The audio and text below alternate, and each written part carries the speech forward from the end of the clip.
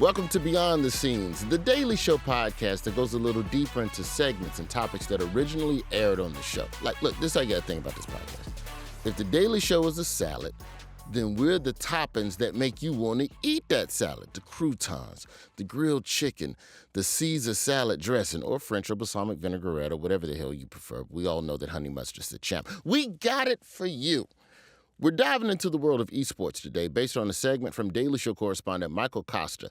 This segment took a deeper dive into the growing professional gaming industry. Roll my clip. Competitive video gaming, known as esports, is booming. There's even a training center with 5 training rooms and 6 locker rooms. The Olympics are considering adding esports. I went to California to a so-called training center in someone's garage to talk with these athletes about why video games isn't a sport. What the hell is this? This was the Alienware training facility for esports Team Liquid, complete with scrimmage stations, a war room, PR department, a team coach, and even an in-house chef. The team's star, whose name is Taco, was acquired from Brazil's top team. This is a real sport. You call yourself an athlete? Yes, of course. We compete, we go to tournaments, we travel a lot, we got some money. What does an e-sport athlete, Mr. Taco, do every day? Just practice. Yeah. I'm a former professional tennis player. That's what I would call like a real sport. There was an opponent, and you would relish the opportunity to defeat them with your racket. What do you actually have to show for what you're doing? Yeah, but come on, I have a really strong finger. A finger? Yes, this finger I will killed at least 1 million people. That finger's killed 1 million Yes. people. At least. To help break this down a little bit more for us, I'm joined by my fellow Daily Show correspondent and Michigander Gray. Michigander was right. Trust your instincts. You had it. Okay, yeah, Michigander Gray, and I'm going to learn from you what you learned about making this segment. Kosta, how you doing? I'm good, man. Thanks for having me. And it feels odd to even be called in on this piece because I was such a skeptic going in. And now... On, like, how professional? So you got flipped. E-sport. I mean, I grew up with sports. Not, what's this E? Why is there a vowel in front of it now? So, but I was really impressed and turned the corner, so to speak. But obviously, your other guests can really talk about esports. Yeah, and that other guest is a Call of Duty player for the LA Thieves, Sam Octane Larew. Sam, how you doing? What's going on, guys? I'm glad that we converted you, Michael. I like that. That's good. I didn't know you were a skeptic beforehand, but see, it's good. We're one at a time. I like that.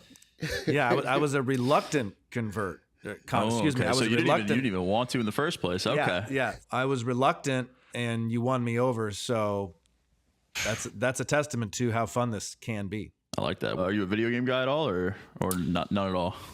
Nothing. Okay. Ever since the controller had more than the A and B button. Lord, are you serious? Not even a Sega Genesis? I mean, Roy, I remember walking into you and Ronnie's office and you guys would be playing whatever. And I was just like, this looks cool, but I am so intimidated. Oh, yeah. Ronnie and I on a slow week where they didn't need us. Oh, yeah. Oh, okay. We had everything set up. I like to see where we're starting here. Well, and I don't want to jump ahead, but when I said about the piece, and I guess this is how I got converted, I like watching anybody try to compete and perform under pressure. Mm-hmm. And once you realize that esports, that's what it is, that's fun. That's fun for me.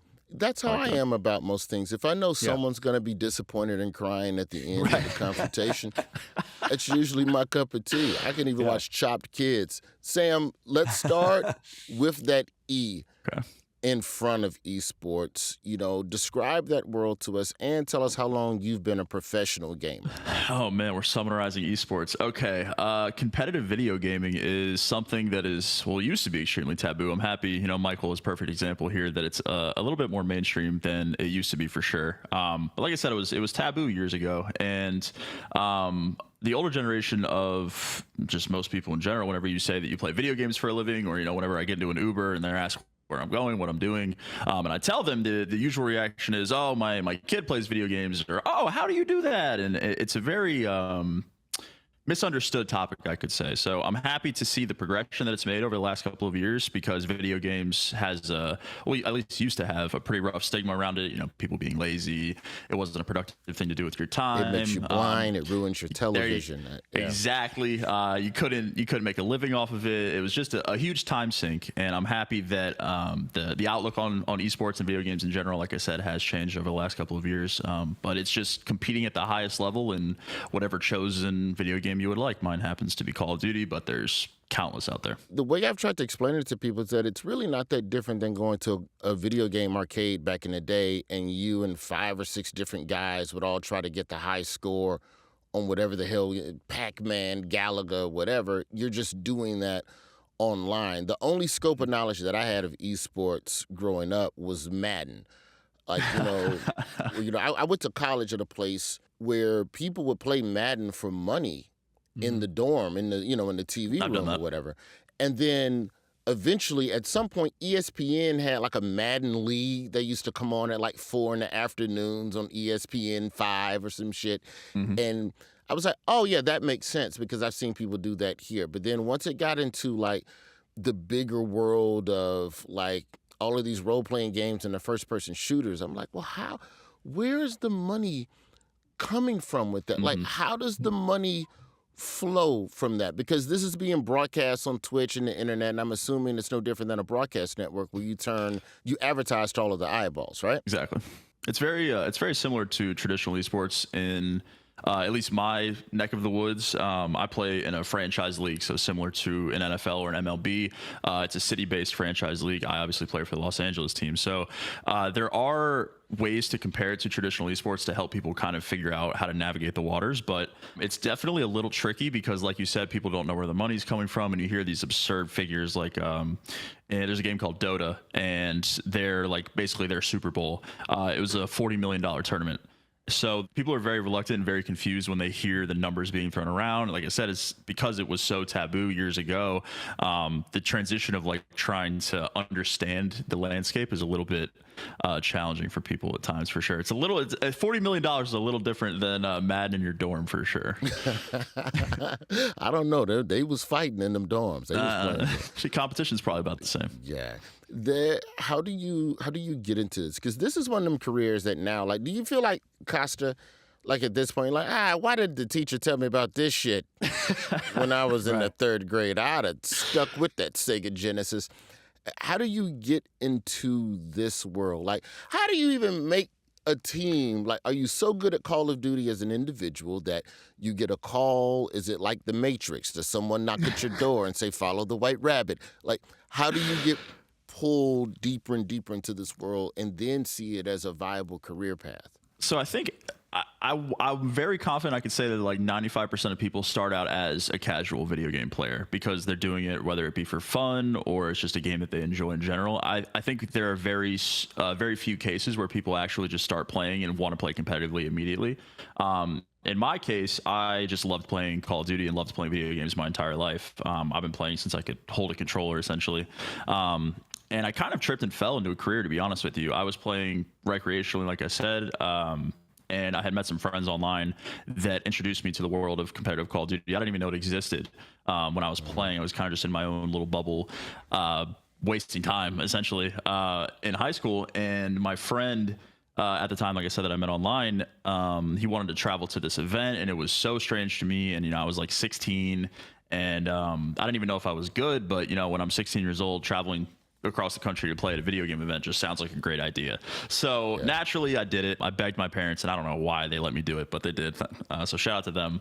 And I kind of just tripped and fell in love with it. It was completely accidental. And I think that's honestly the best case scenario because it's, my livelihood today. Roy, in the piece, I interviewed Rick Fox, former Lakers champion. Echo Fox. The hell is he doing there? Well, exactly. So this is, no disrespect to Rick Fox. I don't want him to beat my ass. Well, and I remember when we were pre-producing the piece, I think one of my questions was, can we get, excuse me, Sam, I'm just going to speak frankly.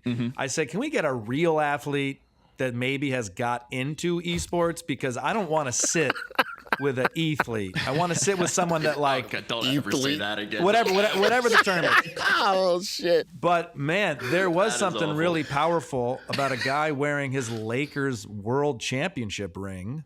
It's right? easier to connect with. It's easier for me to connect with, for exactly. certain. What are you doing with these nerds, man? You're a real athlete. And so are they. What the shit are you talking about? Me and you, we played real sports. You know, you could see our balls in our pants when we played. In our era, I think there was no shame around pursuing a career in professional sports because you could get a scholarship to college, which, by the way, you can get as an esport player now. There's a number of colleges that are building esports arenas on their campuses. This is all great, but let's get down to brass tacks here. How much do these athletes make? Probably the best top laner in the world in one of our games. He makes probably $800,000. What? And he talked about how, I think he has a son, or maybe he was talking about one of his players, I don't know, but their parents were like, stop playing video games, you know, go outside and play. And then one of his athletes had just signed like a $3 million contract. And it is very funny because my mom, I mean, we played Super Mario. We played, you know, my mom, get outside. I'll give you an hour of video game time if you go outside all day. Yes. You know, and it's really like, my mom, you really blew my financial opportunities. And I blame my mom to this day. Your mom's the reason you're not a professional esports player, huh? Right. Okay, so Kosta, it's staying in that lane. What were some of the other like similarities and differences between like traditional sports and esports? Are they getting timeouts? Are they getting water breaks between every round? Like, do you have a corner man? Get him, rock! We're dropping the gloves. We went to Team Liquid's training facility in Santa Monica, and when I walked in, quickly about me, I played minor league professional tennis, dedicated much of my life to tennis, never got to the highest level in tennis that I wanted to. But I walked into Team Liquid's training facility and I said, this is a tennis academy. I mean, there was a chef who cooked us lunch. There was a training facility. There was a breakdown room where you'd break down video. Watch footage. They had mental coaches, maybe the wrong word, on staff.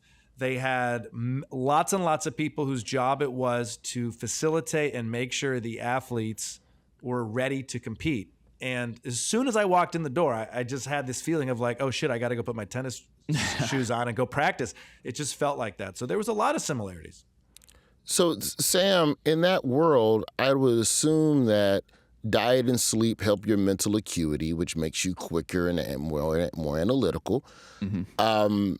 What is the typical training day? I'm not going to say you don't need to be physically fit. I feel like you do. It definitely helps. I've been on both sides of the spectrum of physically fit and not physically fit while competing. It definitely helps. How does that tax your body? So it's much more mental. Don't get me wrong. I'm not going to sit here and pretend that we go through the physical strain that and I'm not going to agree with that either. Of course, naturally. I would love to do a side-by-side cholesterol or blood pressure test of an athlete versus a We could run a 40 right now, and we'll see how it goes. No, but still, sitting in a chair, because I've noticed them gaming chairs. Costa, you ever sat in one of them gaming chairs? Dude, it's outrageous. They are kind of ugly, but so comfortable. They're not comfortable. Oh my God. They're not comfortable. I actually prefer the office chair side. Anyway, so like I said, it's essentially all mental. Obviously, being in better physical shape is just better for your life in general. It impacts all aspects of your life, not just video games. But to Michael's point, how he mentioned the infrastructure behind Team Liquid's facilities and all that, that's pretty much the standard throughout the majority of Tier 1 esports. That's when you talk about League of Legends or Dota or Counter-Strike, Call of Duty, all of these things, that is the standard. We have a chef as well. We have mental performance coaches. We have all of these things. And I think that's another thing that people really can gravitate towards and understand, because when you watch these videos of like behind the scenes of, I don't know, the Chargers facilities, you'll see like their locker room, you'll see where they watch their game film or VOD for us. You'll see where the chef prepares their meals. It's a one-to-one comparison. So I think that's another thing that can help bring people towards esports in an easier light. And to your point, Roy, it's all mental. It's 95-5, I would say, in terms of mental. And that's arguably worse, because you can become your own worst enemy pretty quickly, because It's very performance based, and obviously traditional sports are as well. But you can get hurt and you can go out for the season, and that's not really. I mean, it's not your fault. That's just an unfortunate circumstance. Whereas in esports, it's entirely on your performance, and there's really, bar like an extreme circumstance, there's no excuse. You either played well or you played poorly, and there's it's no. Not like the defense sucked, but I did my job. It's not like I threw for 400 yards and 3 touchdowns, but my defense led up 40 points. It's like I went out and I either helped my team win or I helped my team lose. So there are very strong. You gotta have very binary mental health for sure.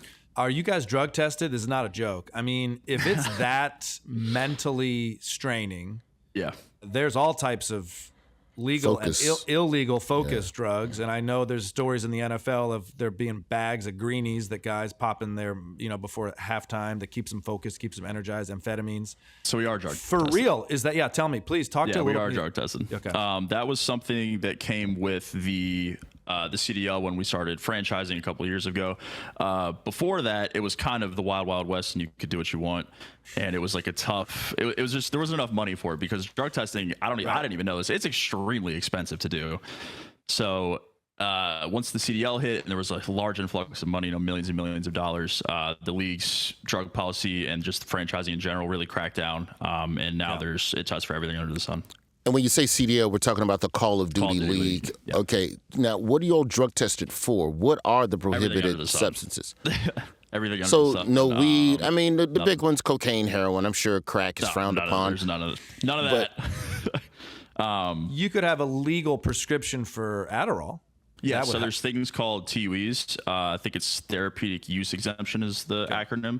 And there are people in the league. I have friends of mine that vouch for this as well. When you have ADHD, it is very hard to actually just function as a person without, Adderall or whatever you're on, because you need to come back to zero. It's not, or come back to 100, whatever it may be. It's not like you're taking it to be better. It's taking it to be like a neutral. So there are cases like that, which like I said, I have very close friends that are like that as well. So there are times you have to go to a doctor. You have to go through the process to be like, look, are you trying to do this because you need it, or are you trying to do this to get a competitive edge? So the CDL does a phenomenal job on making sure that line is correct and there's no one pushing the boundary. Now, to that point, after the break, I want to talk exactly about that a little deeper, because I want to talk about the mental health implications of what you've already kind of alluded to, putting pressure on yourself and knowing it's your fault that you suck today. And how do you unpack that? And if you need to address that pharmaceutically, what does the league do to help? And I just want to talk about the mental health implications of what your job, because it seems stressful. And any job that's stressful, there is definitely a pill that could help you with it. And I want to talk about that a little bit more after the break. This is Beyond the Scenes. We'll be right back. Sam, we left talking about your practice schedule and everything that goes into preparing. First off, like in hours, how long are you doing this? Like if football... Yeah, if football is like 9 to 6 with 2-a-days and a break in the afternoon for massage. So you want a full schedule breakdown? Well, no, not a full schedule breakdown, but just from sun up to sundown, how long are you holding a video game controller?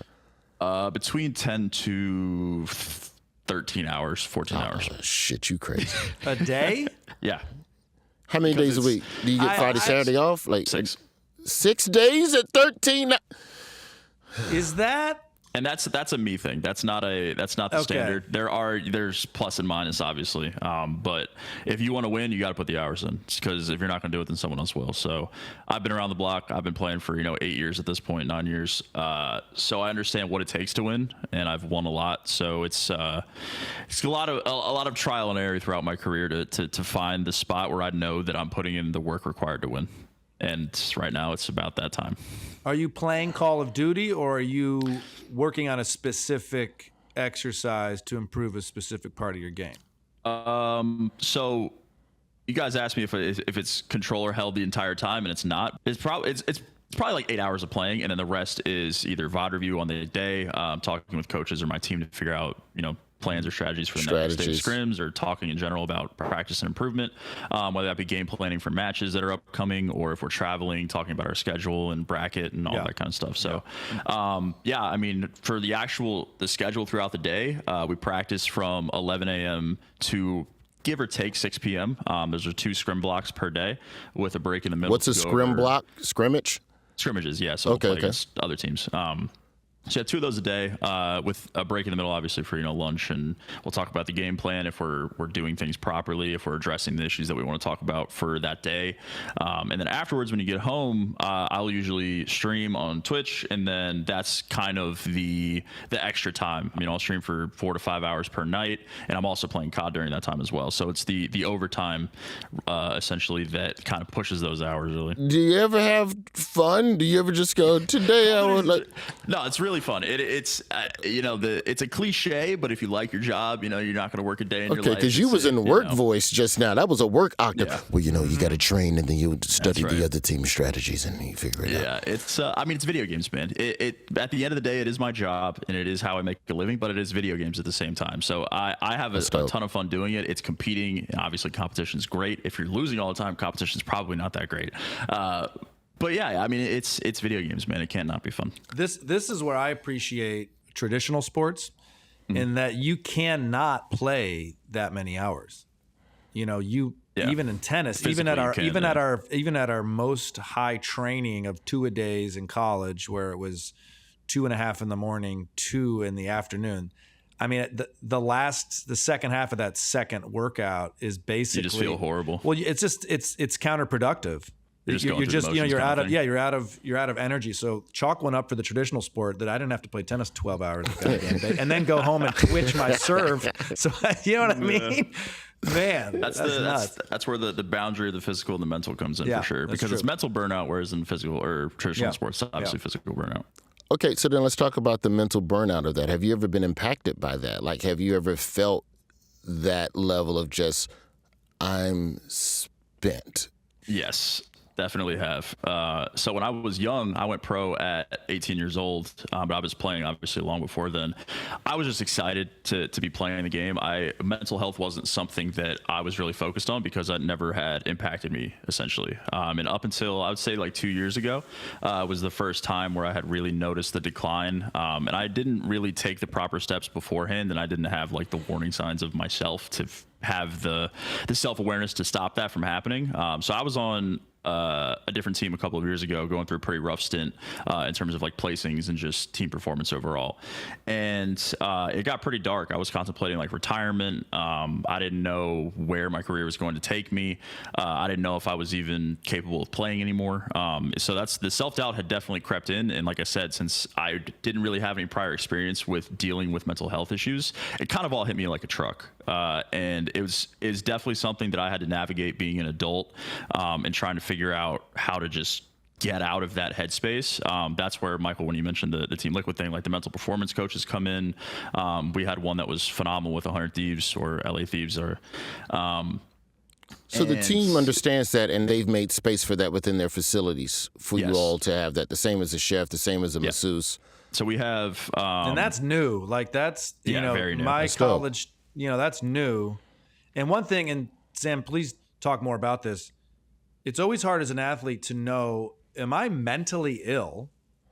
Or do I just keep losing, and losing sucks? You know what I mean? It hurts to lose. You take it personally. You work so hard and you're losing. It's like a slump is different than like I'm depressed. Yeah. But there are some crossover. So how did you It definitely is. I mean, it's nuts. It's I think the only way to really differentiate between the two is how much work that you're putting in. I mean, if you are doing the bare minimum, you're slotting by and you're losing, then you can really self-reflect and be like, look, I'm not doing what I could be doing right now. Someone should have my job. That isn't me. Whereas on the opposite end of the spectrum, if you're putting in 10 to 12 hours a day, if you're watching VOD, if you're doing everything you possibly can to get better and you're still losing, you need to have the mental acuity to be like, look, I'm doing everything I can. I'm putting 110% into what I'm doing right now. So that's a thing that you can take away. Maybe your team isn't great. Maybe then you can look outside and not pass blame, but you can understand that you are doing whatever you possibly can in that situation. And that was something I had to learn, because when I was doing poorly, I really didn't understand that. So I wasn't doing everything that I could have been doing at the time. And once I started to feel a lot better, because it's like, look, even if the results aren't there, I know that I'm putting my best foot forward. So there's definitely crossover, like you mentioned. It's just having to navigate that crossover is very, very hard to do. Yep. Can you go on injured reserve for my mind ain't right? Like, how does it, when you're talking about this is a team-based sport, and you can be replaced by somebody. I don't know how your JV squad or your minor league or how you get called up from the G League goes in that world. But if somebody replaces you and they do better than you, you ain't getting your job back. So that is very true. What is the pressure of choosing to endure mental health struggles instead of just literally taking a break and unplugging from everything? So up until a couple of years ago, it was very taboo to do that. Mental health in general wasn't really looked upon until a couple of years ago as a serious topic. And Call of Duty held that same sentiment. There have been cases where people have said, look, I'm burnt. I can't do this right now. I'm not in the headspace to compete. I am just a burden to my team, essentially. That has happened over the last couple of seasons in multiple different cases. And to answer your question, there are substitutes on rosters that will step in for that player, whether it be like, hey, I just need a week, I need X amount of time, doesn't matter. And again, to your point, if they start performing very well, it feels pretty rough, but 9 times out of 10, the player will either be traded the next season if that is something that ends up happening, or the player will just come back outright and be like, look, I feel a lot better. I'm in a much better mental state than I was prior. But yeah, mental health. So it's like quarterbacks in football, basically. If you lose your job to the backup, you still have worth. Exactly. In the league. Like you're gonna have name value. You're gonna be like, look, this guy was playing extremely well prior to his break, and maybe his break made him feel 10 times better.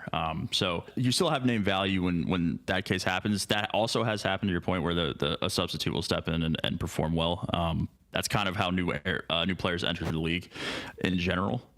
But this is pro sports. I mean, the stakes are high and there's real money. It's not like a participation trophy for everyone. So it's That's like, right. It sucks. It sucks. But if someone steps in and does better than you got to really think about if you're going to pop off. Yeah. That's right. I see one of Sam's mental health strategies just ran into the room. That's right. Because everybody who competes or performs at a high level needs something that loves it unconditionally. That's right. Cameo. Are we dog cameo? Oh, okay. The dog came in. Trying to get those likes. Look, I can bomb all day. I can bomb all day at a comedy club, but as soon as I come home, this little idiot licks me and tells me I'm funny. That's all I need. Oh, hear the door open. But yes, to your point, it definitely helps. Have you ever fired a real gun? No, I have not, which is strange because I am from somewhere that loves hunting in the dirty South. So, yeah, no, I have not. Sam, across all leagues, now you play at an optimum level in your craft. At some of the lower level leagues, have you seen an increase in the level of support that esports leagues are providing to the players with regards to mental health? Like, I understand the care that you got. So it would be like the G League in the NBA, for example? Yeah, or AA baseball and things like that. Yeah, I think it's just with a rising tide lifts all ships kind of situation. Once the league franchised and we got that huge influx of money, like I mentioned beforehand, it kind of helped everyone. I know that there was a large structure put in place for, we call it challengers. That's our thing. So when you're talking about the Challenger League, there is a lot more structure than there used to be. I mentioned the Wild Wild West a little ago. It was very much like that. But now there's a lot of different organizations. There are professional teams that have academy rosters or challengers rosters that are directly linked to the CDL teams. There are separate entities in their own that just... Bro, that's British Premier League soccer shit where we draft you at 14 and you are part of our organization. Exactly. That is exactly correct. Wow. I understand when I watch the NFL how they make money. How are they making money? Like, why would they invest? It's not broadcast yet. There's a little bit of broadcast, but like, where is the money coming in for esports? Is it the sale of the game? So there's a couple different avenues. The main one obviously is advertising and selling sponsorships as you do in general. for the individual, such as myself, there are, brand deals. I have an agent similar to how an NFL would do it. I can't go on a commercial with State Farm and Patrick Mahomes, but I can do some one-offs, something for like Herman Miller or just, brands in general that would want to work with you. They're streaming on Twitch. There's a lot of revenue there. You can do YouTube. So it's just content as an individual on the individual level is probably the number one, as well as your salary, which I'll get into. On the league level, it's a lot of brands. It's a lot of selling partnerships. And on the organizational level, that's where you have the tie to basically insanely rich people that like to do esports or have an interest in it. So I used to play for the Seattle Surge. They're partnered with the Canucks. I currently play for the LA Thieves, which is a branch of 100 Thieves. They are one of like a deep AAA esports organization. They had a Series A investment when they first started their company, invested by Drake. You said like Rick Fox and Echo Fox. There are multiple different cases over esports where people just have an interest and happen to have a lot of money. And so I mean, it's never a bad thing. I'm salaried, and it provides my living, and there's a huge structure. I have insurance. Okay. It's a lot of different things. But with that celebrity involvement, that has not made it mainstream or uncool in any way? Oh, I think it's the exact opposite. I think that, funnily enough, to Drake's involved, not Screech. There you go. No, so to talk about the celebrity thing just for a second, I think the pandemic really moved video games into the spotlight. I think beforehand it was pretty taboo, and it was nerdy to just put it blatantly if you played video games. And I think the pandemic, with everyone being inside, kind of tied everyone together. Like, look, I can't go out, I don't have anything to do, let's all hop on Warzone and hang out. So I think it brought celebrities into the limelight. You look at like Kyler Murray, he just has memes around him that he plays Call of Duty on his Microsoft Edge when he's on the field. Drake, like I said, is a Series A investor of 100 Thieves. There's a bunch of different Post examples. Malone is even like, exactly, he loves Apex and was on Complexity. So I've met a lot of these guys. I've met celebrities strictly because I played video games, and these are things that I never would have been able to do otherwise. And it's kind of cool because it's an icebreaker. You can go up and you can talk shit to them. You can do it humanizes them, because when you see these people and you see Drake, he's like, dude, why would I ever put myself in the same room as this guy? I wouldn't even know what to say, but it gives you the opportunity to be able to speak freely and not be as nervous. And obviously that's just an extremely privileged standpoint, because I could talk to these people. But because that's always my thing. I just want to make sure that I think it's cooler if they're legitimate fans and have some level of emotional investment in what's happening versus this just being, I've put some money on this and I'm here to check on like almost earnest in the way that like Ryan Reynolds and Rob McElhenney bought that soccer team over in England, but they're legit there and running the like they are invested in care versus just somebody. Yeah, this is my liquor line. Name to it. Yeah. What the fuck do you know about liquor? Tequila. Buy my tequila. Did you go down there and check on your tequila plants, bitch? Did you? You probably did. Yeah. After the break, Kosta, I want to talk to you about your experience going to one of these tournaments, what it was like. We need to talk about the salary, Sam. I don't want to pocket watch you, but I want to know kind of. Okay, we're pocket watching. Just we'll give us the median. We don't need your number, but give us the median. And I want to talk a little bit about women representation within your sport as well. This is Beyond the Scenes. We'll be right back. Beyond the Scenes. We're rounding third and headed for home, talking esports. Now, Michael Kosta, you went to one of these esport events. Now, I'll give you my scope of knowledge. We have The Wiz with Fred Savage. Yep. Where he went to play Super Mario 3. That's right. Holy shit. Before it came out. The whole movie was basically a commercial for Mario 3. Yeah, it got my ass. And then I also have The Last Starfighter, where a dude was so good at a video game that an alien from space came down and said, can you help free our oppressed people with your video game skills? That's my spectrum of knowledge of being good at video games and being invited to do it at a pinnacle. I don't even know the second reference. That's a cult hit, bro. Those are some references, let me tell you. Those are some tier 1 deep references. Cuts. I'm 44 years old. I'm old. So when you step into the Barclays, Kosta, like just the array of people there, like what's the demo for this? Is it 14 to 40? Is it just young people? That's a good question. Well, my previous knowledge of this was that documentary, The King of Kong. I don't know if you ever saw that about the competitive the King Kong. Donkey Kong. And I remember putting that maybe in the DVD player saying, what is this trash? Why did my brother make me watch this? And immediately am suckered into, because it's about competition. It's about watching people compete at their highest level. So I love that. So Barclays Center, I definitely felt fish out of water. I definitely felt like I was the tallest person there. There was 20,000 people there. I immediately was envious and jealous of the fandom, of the passion, of the enthusiasm, of the energy. Tennis, you clap like this. I maybe had 2 people at my matches.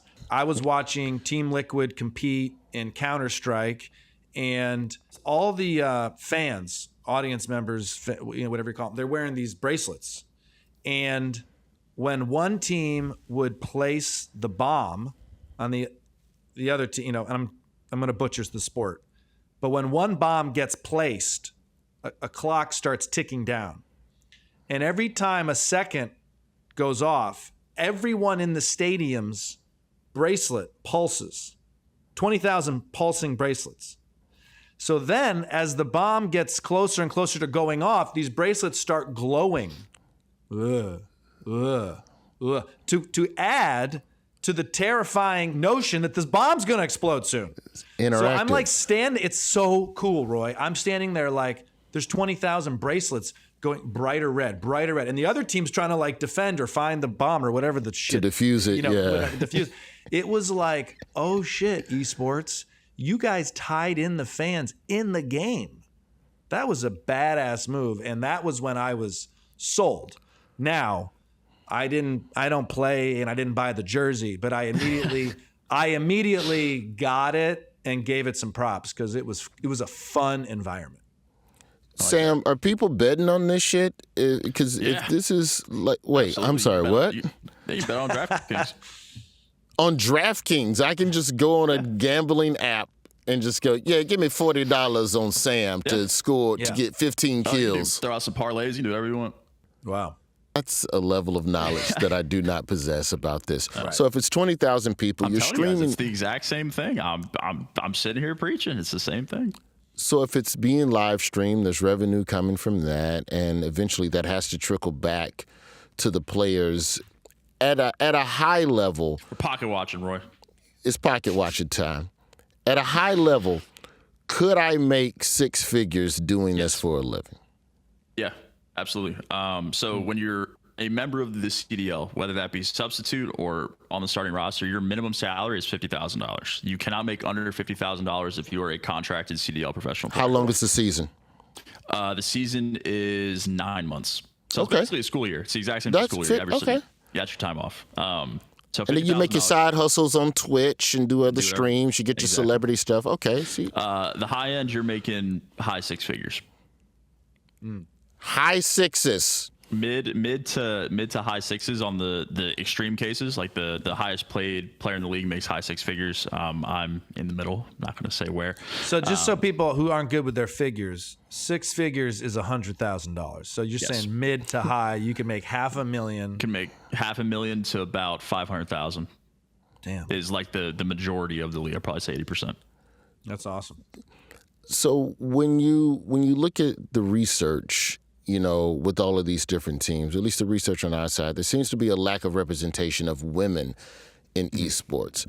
Have you seen that number slowly growing over the span of your career? Talk about where representation is for women when you started versus where you see it going today. Because I would imagine there isn't a need for a women's league. Like, we're not going to get into muscle mass and size difference. It's your thumb.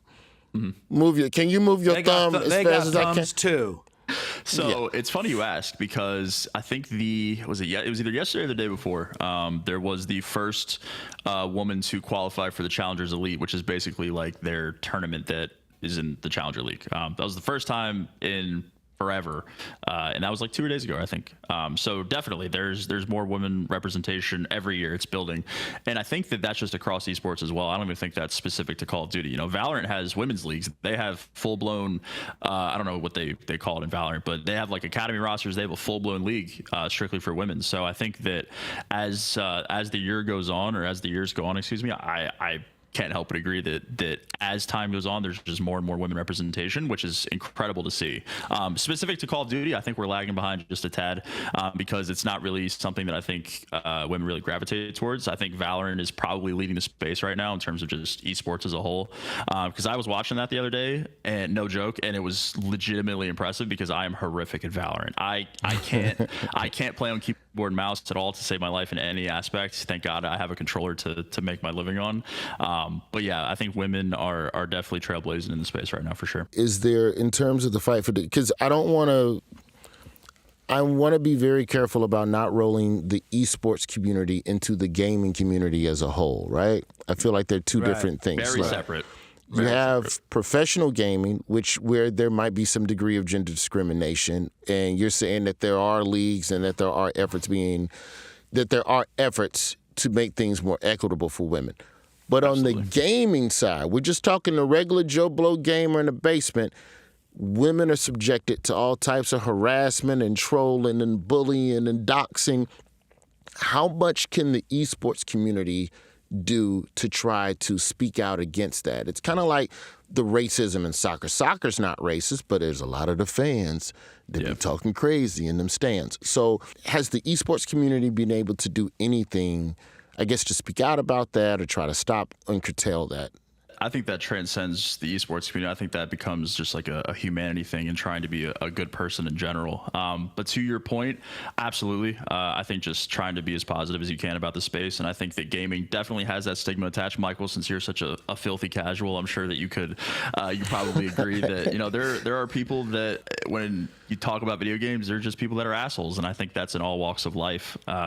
Unfortunately, I think that you're absolutely right, Roy. The sexism and stuff like that, it definitely is not great for the space, not even just esports, but video games and life in general. That's something that we need to be a lot more progressive on. I do my best to spread as much positivity in my stream as I can, and I'm very welcoming to anyone, but you're definitely not wrong there. And I think that when you have women transcending in esports and becoming, like I said with the Valorant thing, or her name is Kelsey in Call of Duty, when you have these women making headway in the space, I think that sets an example because, these women could kick your ass in the video game that you're talking shit about. So I think that is something that, hopefully down the line in a couple of years or hopefully sooner, progression is made. But that's just a humanity thing in general, just trying to be a good person. I don't think that's necessarily an esports thing.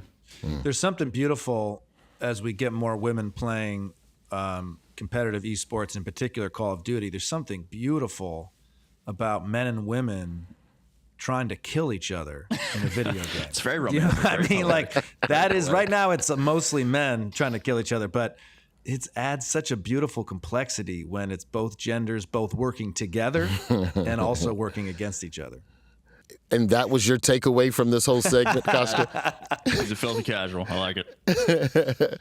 No, but you talked about it a little bit at the top, Kosta, but, as a casual coming into this and having covered it, how did it change your view of just, even just the idea that video games make people crazy? Right. Like in theory, right? Like they go, oh, video games make people violent. But then you have... Love that take. That's such a great... Yeah, I know. It's such a hack take. I know. You have an arena full of people watching violence and people doing violence. Why aren't they all fighting? Well, I just was reminded and humbled that what I think is one way is what I think, but it's so important to step out of your comfort zone because I 100% would be the dad that would say, get off the video games, go outside, get off the video games, go outside. But then you walk into the Barclays Center and 21,000 tickets were sold. And I just say, this is another healthy outlet. I know they're doing a violent game or whatever, but it was really fun to see the team. There was a team aspect. There was a coach. They were learning lessons. There was people that were disappointed. There was people that had achieved that day. It was preparing them for all facets of life. That's cool. So just to interject really quick, that was your first and only experience with esports, correct? That right. Counter-Strike tournament? Yeah. You probably picked the best thing that you could have possibly done to have to do for your first time. Yeah, well, that's probably why we picked it too. Counter-Strike fandom is kind of one on its own. I think it's a league above the rest. Not to make the joke, but League of Legends is also very good. Counter-Strike has such passion behind it. It transcends the game as well. It goes to nationality. The European Counter-Strike, Team Liquid was Brazilian Counter-Strike. You could compare it to soccer. I mean, there's legitimate fandom when it comes to nationalities within Counter-Strike, and that's why it's so incredible. Like when North America does well, people are losing their minds. Years and years ago, Cloud9 was doing incredible. They won a major with Shroud. So Counter-Strike is, I think, the extreme example of fandom in esports, and League of Legends is also incredible as well. Cool. Well, Sam, I can't thank you enough for coming on. Kosta, thank you as well for contributing to this wonderful, wonderful conversation. Hope we converted Kosta while we were here, Roy. I hope we did. Yeah. Yeah, let's baby steps. Let's put him on a Super Nintendo. Let's go to 6 buttons. He's not ready for left L2, R2. He's not. Not quite the keyboard and mouse yet. That's all the time we have for today, but hopefully by now we've taken you beyond the scenes. See you next week.